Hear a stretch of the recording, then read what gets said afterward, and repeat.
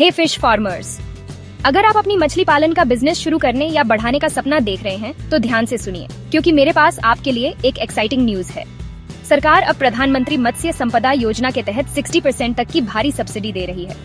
जी हाँ, 60%। यह योजना मछली पालन को और ज्यादा फायदेमंद बनाने और आपको सही मायने में आत्मनिर्भर बनाने के लिए बनाई गई है। तो आप इस मौके को कैसे भुना सकते हैं? सबसे पहले चेक करें कि क्या आप एलिजिबल हैं।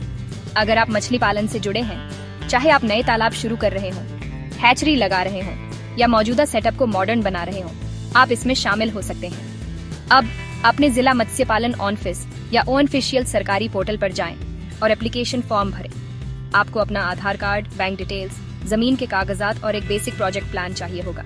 चिंता मत कीजिए, ये प्रोसेस उतना कॉम्प्लिकेटेड नहीं है जितना लगता है।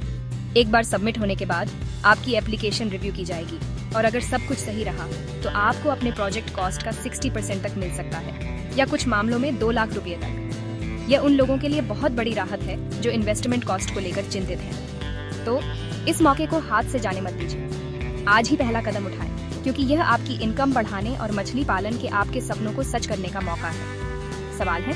कमेंट्स में पूछें और साथ मिलकर आगे बढ़ते हैं।